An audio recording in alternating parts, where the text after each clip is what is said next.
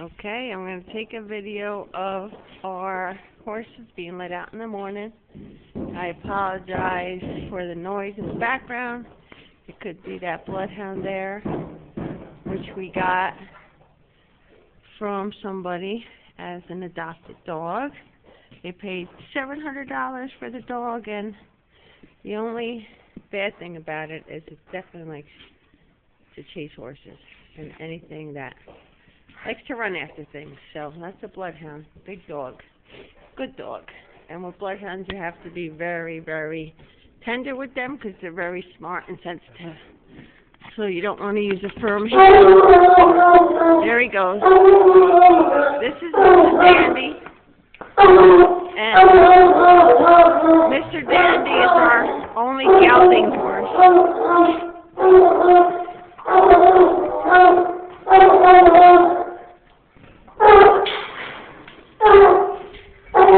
Okay. This is Blossom, a wild Mustang. This is LS, registered quarter horse.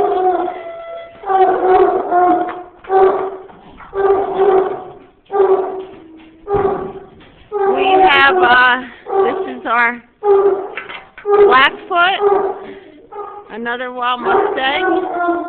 Now the way we have it set up is the horses just run out.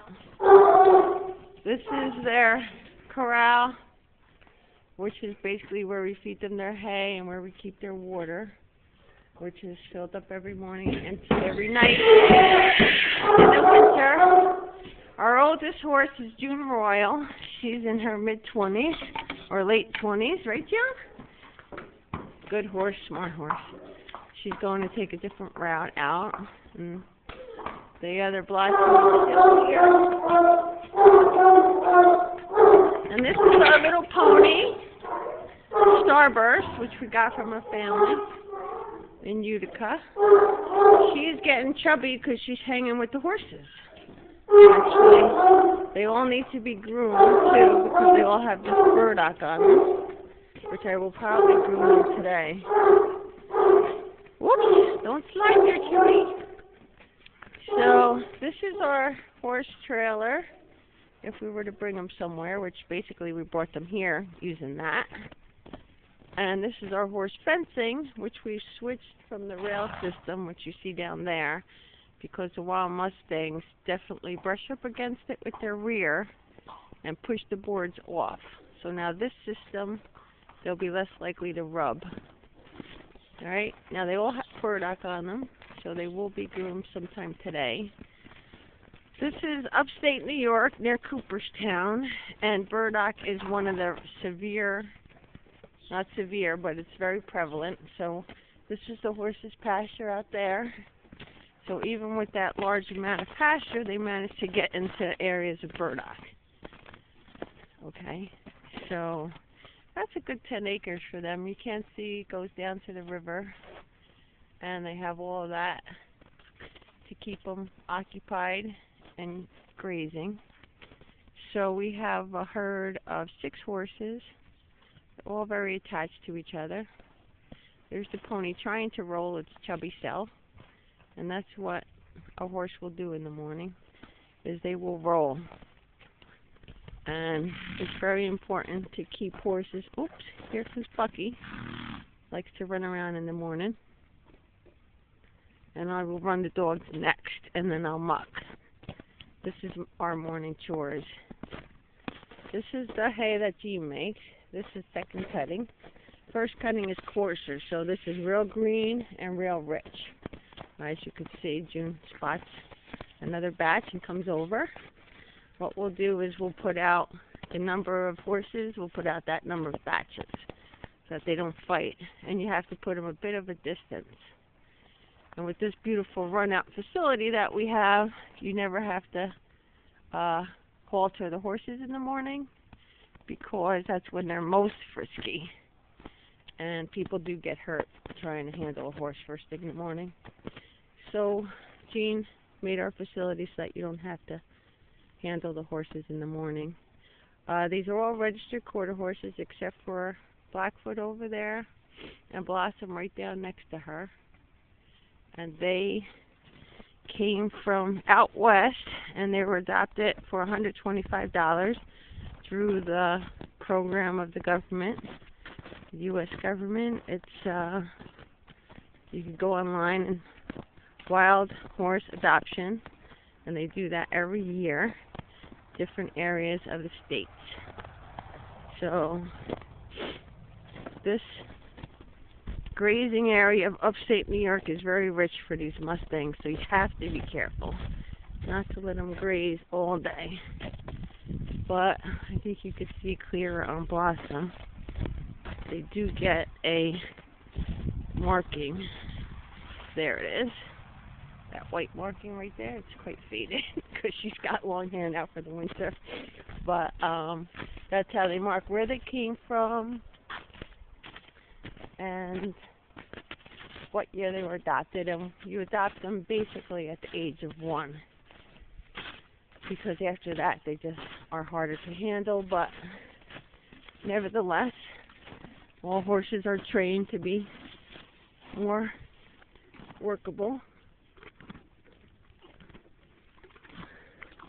That's a pretty face. I just cleaned it.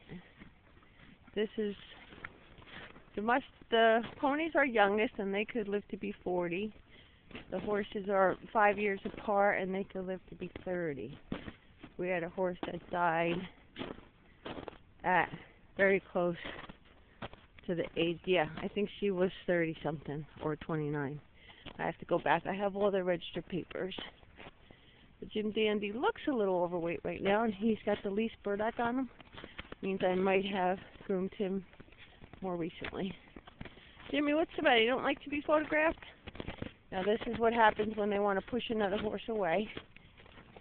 Usually they're well respected when that happens, because it's kind of a bullying system. So they'll pin their ears back, see? The ears go back. Means a beware. I am about to kick, and you don't want to be around them when you kick. So both June and Starburst decided to go to another feed pile, because Jimmy's got the most bullying power. He's the boy of a herd of all girls except for him.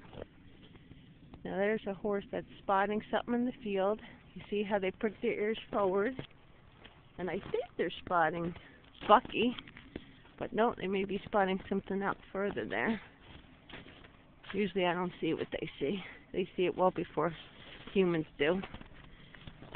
So there's Bucky eating horse manure. We don't like when they do that because it's not good for them. But it's hard to stop them when they're running free right there.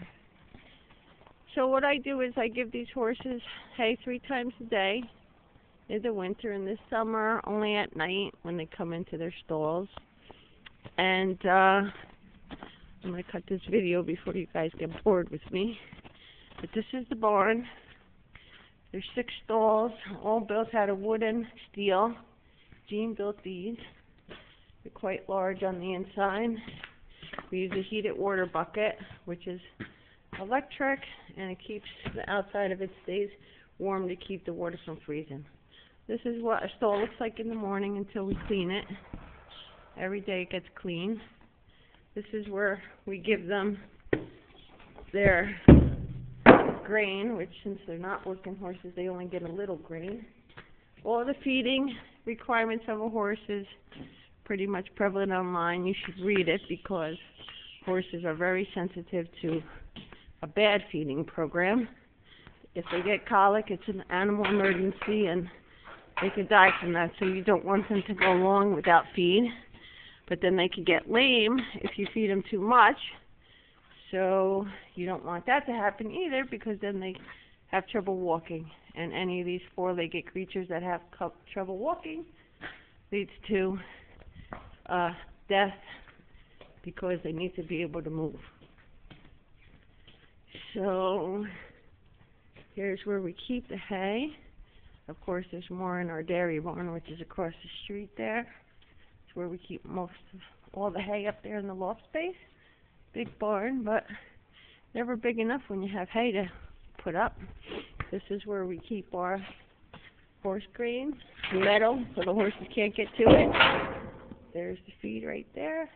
We always have a bucket at the ready with feed in it in case they get loose. First thing to do if a horse gets loose is you go get the grain bucket. They will come to grain. You want to keep them safe, so you want to have it handy. We've had maybe over the 15 years with the horses, we've had probably 3 incidents of horses getting loose. And unfortunately, they've always come back safe because we ran with the grain bucket. All right, so now I'll feed the dogs.